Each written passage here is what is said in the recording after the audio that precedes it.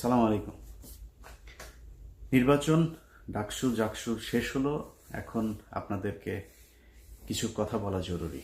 আসন্ন সংসদ নির্বাচন আছে। সেই নির্বাচনে বিএনপির অবস্থা কি হবে, তাদের অবস্থান কি হবে, তাদের দলীয় যে পলিসি সেটা কেমন হবে, সে বিষয়গুলো নিয়ে একটু আলোচনা করা দরকার। আমরা গেল 5 তারিখ থেকে 5ই আগস্টের পর থেকে যদি নাকি বিএনপির সভা সমাবেশ, বক্তব্য, স্লোগান এগুলো শুনি, তাহলে মনে হবে যেন একটা আওয়ামী লীগের স্লোগান শুনছি, একজন আওয়ামী লীগের মানুষের বক্তব্য শুনছি। মাওলানা ভাসানী বলেছিলেন যে দাদারা যখন তোমাদের প্রশংসা করবে তখন তুমি বুঝবা যে তোমার দেশের বিরুদ্ধে গিয়েছ। আপনাদেরকে আওয়ামী লীগ এই হেরে যাওয়ার পরে আওয়ামী লীগ যে পরিমাণে অনুশোচনা, যে মানে করুণা দেখাচ্ছে আপনাদের প্রতি, এটাতে বোঝা যাচ্ছে যে আপনারা এই দেশের বিরুদ্ধে অবস্থান নিয়েছেন। আমরা এই ডাকসু নির্বাচনে সরাসরি কোনো দলের পক্ষে যেতে চাইনি। ডাকসু নির্বাচনের আগে আপনাদের যে ক্যাম্পেইন, এই গেল 1 মাস ব্যাপী, এই ক্যাম্পেইনে আপনারা একটা জিনিস পরিষ্কার করেছেন যে এই দেশকে আপনারা আবার সেই আওয়ামী লীগের মতো বিভাজনের রাজনীতির দিকে ঠেলে দিতে চান।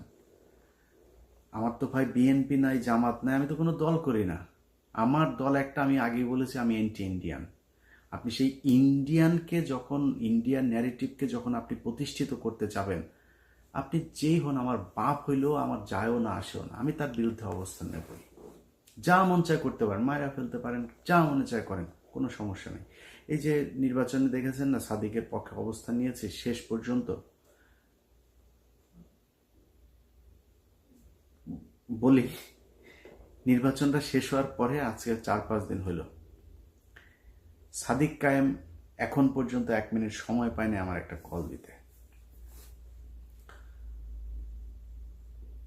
এখন আমার এই ভিডিওটা দেখার পরে হয়তো শিবিরের, জামাতের অনেকে তাকে হয়তো বলতে পারেন যে তুমি ইলিয়াসকে একটা কল দিতে পারতা।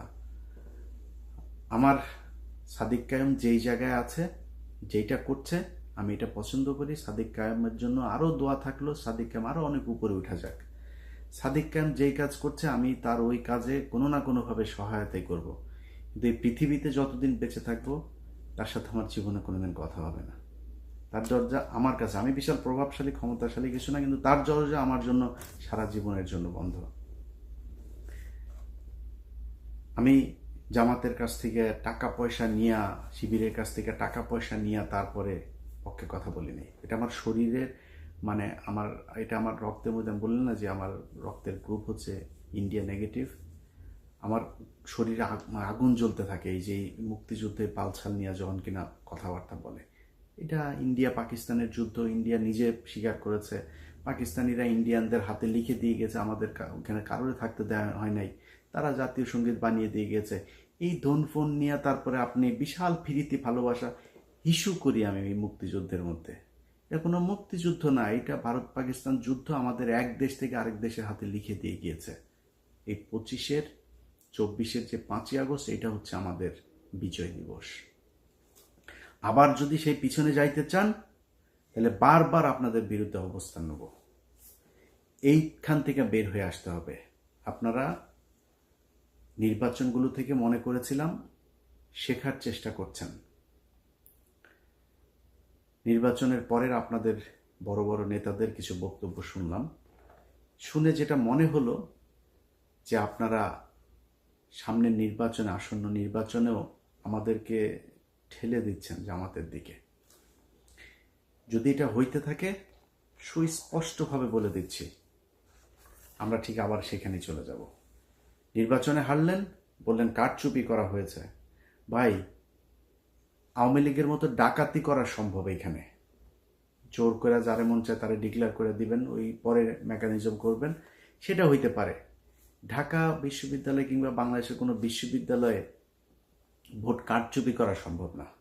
ডাকাতি করে নিয়ে নিতে পারেন, রেজাল্ট নিয়ে নিতে পারেন, ভোট মানুষ দিবে, যারটা সেই দিবে, এটা ঠেকানো সম্ভব না। ইভেন আওয়ামী লীগের সময় এটা সম্ভব হয়নি, সবাই ভোট দিয়েছে, পরে যায় তাদের মতো করে একটা রেজাল্ট তারা বলে দিয়েছে। এখন কারচুপি করে তারপর আর কথা বলে আপনারা সরে গেলেন। যদি কারচুপি হইতো তাইলে ছাত্র শিবিরের চাইতে ছাত্র দলের বেশি শক্তি, পুলিশের শক্তি এগুলি বেশি না? ওই ব্রাহ্মণবাড়িয়া থানার ওসি তিনি পোস্ট করেছেন ছাত্র দলের পক্ষে ফেসবুকে, একটা ফেসবুক পোস্টে দেখলাম। আপনাদের লোকজন তো বেশি, জামাতের লোকজন তো কম, আপনাদের সাথে পারতো না। আরেকটা হচ্ছে আওয়ামী লীগের লোকজন নাকি, চান্দা আব্বাস ভাই বলেছেন, চান্দা আব্বাস বলে যে আওয়ামী লীগের ছাত্রলীগের সবাই নাকি শিবিরকে ভোট দিয়েছে। চান্দা আব্বাস ভাই, ছাত্রলীগের লোকজন যদি শিবিরে ভোট দিত তাহলে জগন্নাথ হলের মধ্যে 1200-র উপরে ভোট আবিদ আর মাত্র 10টা ভোট সাদিক পেত না। এটা প্রমাণ করে যে এই দাদারা এখনো পর্যন্ত সেই আওয়ামী লীগের দিকেই তাকিয়ে আছে, এবং আওয়ামী লীগ আপনাদেরকে পছন্দ করেছে বলেই তাদের ছাত্র সংগঠন আপনাদেরকে ভোট দিয়েছে। দাদারা এবং ছাত্রলীগের সবার ভোট আপনারা পেয়েছেন।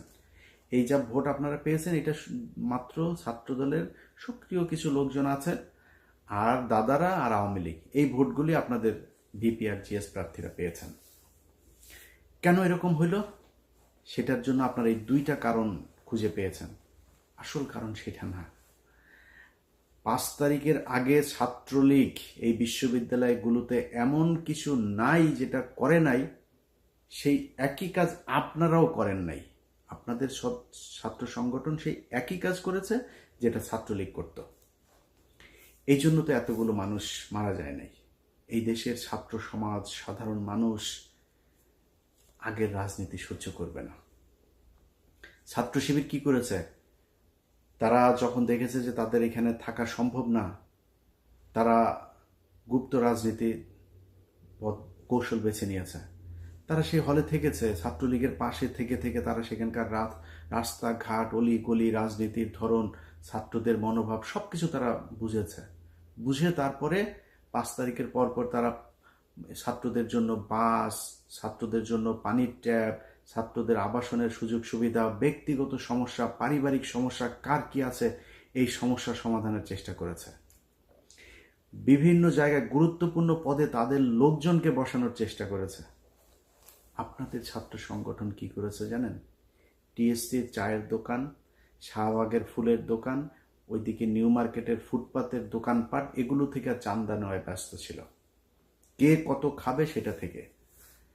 আপনাদের এই ছাত্রদেরকে দেখভালের জন্য আপনাদের যাকে দায়িত্ব দিয়েছেন মহামান্য তারেক রহমান সাহেব, তিনি এবং তিনার পুলিশ কর্মকর্তা স্ত্রী মিলে যে লুটপাট করেছে তারেক রহমান, আপনার সেই আগের আরেক গিয়াসউদ্দিন আল মামুন আপনার আশপাশে অনেকগুলো জড়ো হয়ে গিয়েছে। তার রেজাল্ট আপনারা এই ডাকসুতে পেয়েছেন। এখন যদি আপনারা মনে করেন যে না আমরা তো এই ইয়ে করেছে, কি বলে, কারচুপি আর ইয়ের কারণে আপনারা হেরে গিয়েছেন, এটা যদি মনে করেন, মনে করে তারপরে ওইভাবেই যদি সামনের নির্বাচনে যেতে চান, তাহলে ভুল করবেন। আপনাদের যে বয়ান এখন আপনারা শুরু করেছেন, আওয়ামী লীগের মতো মুক্তিযুদ্ধ কেন্দ্রিক দুই দিকে বিভক্ত করে তারপরে আপনারা ক্ষমতায় চলে আসবেন, ওই ট্যাবলেট বাংলাদেশের মানুষ আর খাবে না। ভারতের বিরোধিতা করে জিতা যায় না, এটা এতদিন ধরে এই যে এক ন্যারেটিভ আপনারা বলতেন না, এই ন্যারেটিভ বাংলাদেশের আর চলবে না। এটা প্রমাণ হয়ে গিয়েছে ডাকসুতে। সরাসরি ভারতের বিরুদ্ধে অবস্থান নিয়ে আমরা বলেই দিয়েছি। পাকিস্তানের প্রার্থী বলেছে আমি সাদিক কায়েমকে, খুব খারাপ লাগে, খুব কষ্ট লাগে। পাকিস্তানি স্বীকার করলো, অনেকে এটা নিয়ে আবার ওনাদের গ্রুপে ওনাদের ভেতরে আবার খুব করে কত সাহস, কত কিছু বললো। আমাদের মা বোনেদের 2 লক্ষ মা বোনকে তোর মারে পাকিস্তানিরা লাগিয়েছে রে, তোর মারে আন ইয়ে টেস্ট আন, তোর কোন কোন মাকে বোনকে কার কার আওয়ামী লীগের কার কার মা বোনরে ধরে নিয়ে তারপরে করছে নিয়ে আয়। বাট তারপরে তর্কের খাতিরে করি বাঁচার জন্য। এখন আমি যদি বলি যে পাকিস্তানের মিলিটারিরা আমাদের মা বোনদেরকে ধর্ষণ করেছে, ধর্ষণ এই কথা যদি বলি তাহলে তো বাংলাদেশের সব জারজ। আমি তো এটা বলবো না, আমি এটা বিশ্বাসও করি না, আমি এটা জানিও না। তারপরেও কি বলি? জিতার জন্য বলি, আমার বাবা, আমার দাদা, আমার পূর্বপুরুষ সবাই রাজাকার ছিল। আমার বাবা, দাদা, চাচারা মিলে তোদের মা বোনদেরকে পাকিস্তানের ক্যাম্পে দিয়ে এসেছে, তোদের মা বোনদেরকে জিনিস প্রোটেকশন ছাড়া তারপর লাগিয়েছে, তোরা পয়দা হুয়া। এটা তো লস আছে, বলেন লস আছে? আমার বাপ রাজাকার থাকলে আমার ঘরে তো পাকিস্তানি আসে নাই। আমার বাপ তো আমার মারে নিয়ে দিয়ে আসবে না, তোর মারে নিয়ে দিয়ে আসে, তোদের মাদেরকে নিয়ে দিয়ে এসছে। লাভজনক যেটা সেটা তো বলবে, লাভ কে না বুঝে। আমি লাভজনক জায়গায় আছি, এই কারণে মাঝে মধ্যে বলি খুব খারাপ লাগে, আরে বাবা পাকিস্তানি, আরে বেটা পাকিস্তানি, তুই যে মানুষের যে পাকিস্তানি রাজাকার বলিস, পাকিস্তানে যায় নাই কোনোদিন। পাকিস্তানের রাজাকার যাদের বলিস তারা যায় নাই, তোদের হিন্দুস্তানের রাজাকাররা সবাই এখন দেখ হিন্দুস্তানে আছে, সব ওইখানে গিয়ে আছে। সমস্যা হইলেই দৌড় দিয়া তোরা ওইখানে যাস সারা জীবন। তোরা হচ্ছে দাদাদের পয়দা। এই দাদারা তোদেরকে বর্ডারের ওই পারে গিয়েছিলি, তারপর ওইখানে যাওয়ার পরে তোদেরকে প্রোডাকশন দিয়ে দিয়েছে, এখনো তোরা সেই রক্তের টান ভুলতে পারিস না। তো এই দাদাদের যেই রক্তের টানে যারা এই দেশে রাজনীতি করে তাদের সংখ্যা কিন্তু কম, খুব কম সংখ্যক লোকজন এই আপনাদেরকে ভোট দিতে পারবে, যাদের ভোট আপনারা নিতে চাচ্ছেন। এর বাইরে কিন্তু আর কারো ভোট পাবেন না। অতএব ওই ন্যারেটিভ থেকে আপনাকে বের হয়ে আসতে হবে। বিএনপি যদি মনে করে যে শুধুমাত্র আমরা আওয়ামী লীগের মতো এই পলিসি খাটায় তারপরে নির্বাচনে গিয়ে পাশ করে আসব, তাহলে বিএনপিকে মাথায় রাখতে হবে তাদের অবস্থা, তাদের ভবিষ্যৎ এই আওয়ামী লীগের যা হয়েছে সেই রকমই হবে। সিদ্ধান্ত আপনাদের, সিম্পল, খুবই সিম্পল ইকুয়েশন। যেটা আপনারা মেনে নিতে চান আপনাদের সিদ্ধান্ত, আপনারা যেদিকে যাবেন এবার যান। আমরা বাংলাদেশের মানুষ, আমরা যারা কিনা এই মুক্তিযুদ্ধের এইসব এই বয়ান টয়ান এগুলোর ব্যাপারে যাদের অ্যালার্জি আছে আমাদের, আমরা আপনাদের এই মুক্তিযুদ্ধ নিয়ে খুব কাজ করতে চাই। আমরা এখনো চাই মুক্তিযুদ্ধে কতজন মানুষ মারা গিয়েছে খুঁজে বার করেন, মুক্তিযুদ্ধে কতজন নারী ধর্ষিত হয়েছে, আদৌ হয়েছে কিনা সেটা খুঁজে বের করেন, কতজন রাজাকার ছিল, কারা মুক্তিযোদ্ধা ছিল, আদৌ কোনো মুক্তিযোদ্ধা ছিল কিনা এটা আমরা দেখতে চাই। ভারত আসলো, আসিয়া তারপরে আপনাদেরকে 13 দিনে যুদ্ধ করে দেশ দখল করে নিয়ে তারপরে আপনাদেরকে বললো এই নাও তোমরা স্বাধীন হয়েছ, আর তোমরা স্বাধীন হয়ে গেল। কিসের বালের স্বাধীনতা? এটার নাম স্বাধীনতা? একজন রাজনীতিবিদকে উঠায় নিয়ে চলে যায়, ট্রাইব্যুনালে সাক্ষী দিতে এসে সাক্ষীরে উঠায় নিয়ে চলে যায় ইন্ডিয়াতে, গুম করা হয়, খুন করা হয়, ভারতীয় বাহিনী সরাসরি এসে এই দেশে কিলিং করে দেওয়া যায়। এটার নাম বালের স্বাধীনতা রে। এরম স্বাধীনতায় হিসু করি। তোদের কাছে এটা স্বাধীনতা মনে হইতে পারে, কারণ তোরা তো তোদের তো পয়দা করে দিছে, তোদের মাদেরকে লাগায় তারপরে তোদের পয়দা করে দিছে, এই জন্য তোরা মনে করিস তোদের জন্য ওইটাই তোদের দেশ। আমার দেশ তো ওইটা না, আমি পাকিস্তানিও না, হিন্দুস্তানিও না, আমি বাংলাদেশ চাই। যেই কারণে বাংলাদেশের পক্ষে কথা বলি। কোনো দেশের, আমার যদি এখন কোনো সমস্যা হয়, জাপানের সাথে আমেরিকার সমস্যা ছিল না, জাপানের সাথে এখন সবচেয়ে মিত্র দেশ হয়েছে জাপান। আর পাকিস্তানের সাথে আমার সমস্যা ছিল, পাকিস্তানের সাথে আমরা আলাদা হয়ে গিয়েছি। পাকিস্তানের কাছ থেকে আমার এখন সুবিধা পেলে আমি নিব, পাকিস্তান আমার কাছ থেকে সুবিধা পাইলে নিবে। পাকিস্তান আর বাংলাদেশ দুই দেশের মানুষ মিলেও যদি কান্নাকাটি করে তাও কোনোদিন এই দুই দেশ এক হবে না। এরা কথায় কথায় পাকিস্তানি, এসব গাঁজাখুরি আলাপ বন্ধ করতে হবে। আপনাদের মূল দল যেটা আছে সেই দলের ডাকসু তো গেলই, তো ছাত্রদল তো তাও সেইভাবে ঢাকা বিশ্ববিদ্যালয়ের পোলাপানের কাছ থেকে তো আর চাঁদা টান্দা নিতে পারে না। কিন্তু জাতীয় নির্বাচনে আপনাদের মূল বয়স্ক শয়তান যেগুলো আছে সেগুলো তো ইয়েতে যাবে, ওই নির্বাচনে অংশ নিবে। তারা সারা বাংলাদেশে এমন এক চাঁদাবাজের রাজত্ব তৈরি করেছে, এগুলো আমরা বললে আপনাদের কাছে খারাপ লাগবে, আমাদেরকে মনে হবে আমরা পাকিস্তানের লোক বলে তারপরে ট্যাগ দেওয়ার চেষ্টা করবেন। বাট এই ডিজাস্টার আসার আগে কথাগুলি একটু মাথায় রাখেন। যারা 2 দিনের এখন বিএনপি দাবি করে চামচামো করে, তারা আপনাদের বিপদের দিনে থাকবে না। আমাদের মুখ থেকে কোনোদিন জিয়াউর রহমান, তারেক রহমান, খালেদা জিয়া, তাদেরকে না খারাপ সময় কোনোদিন খারাপ কথা বের হয় নাই, তাদের মুখ থেকে বের হয়েছে, নাকে খত দিয়েছে, খত দিয়ে আওয়ামী লীগে যুক্ত হয়েছে। আবার আমরা যাইনি। আজকে যারা দৌড় দিয়ে গিয়ে চেয়ার নিয়ে বসেছে তারা দেশে যাইতো, আসতো, বিদেশে থেকেও তাদের সমস্যা হয়নি। কিন্তু আমরা কথাগুলি বলছি আপনাদের ভালোর জন্য। যদি মনে করেন নেয়ার মতো নিয়ে সেভাবে চলেন। যারা এই বুড়া শয়তানগুলো আপনাদের আছে, এগুলি যে সামনে নির্বাচনে যাবে, এলাকায় আপনাদের যে অবস্থা, যে ইমেজ, একটু খোঁজ নিয়ে দেখেন। আপনাদের যে পুলিশ টুলিশ গোয়েন্দা সংস্থা বিভিন্ন জায়গায় বসে আছেন, এগুলো তো সব আপনাদের নিজের লোক না, তো টাকা পয়সা নিয়ে আপনাদের লোকজনরা বসিয়ে দিয়েছে। এরা আপনাদের সত্যি তথ্যও জানাবে না, গোয়েন্দা তথ্য কি আসলে ওই খবরটাও আপনাদেরকে জানাবে না। যাই হোক, অনেক কথা বললাম। মূল কথা হচ্ছে যে বিএনপি ভাই, আমি এই নির্বাচনের পরে আমার এটা বললাম যে জামাতের আমিরের সাথেও কথা হয়েছিল, ডাকসু নির্বাচনের পরে। ওইখানে বিএনপির কোনো লোকজন ছিল না। আমি ওনাকে বলেছি যে ভাই, আমার মনে হয় এই মুহূর্তে বিএনপির ক্ষমতায় আসা উচিত।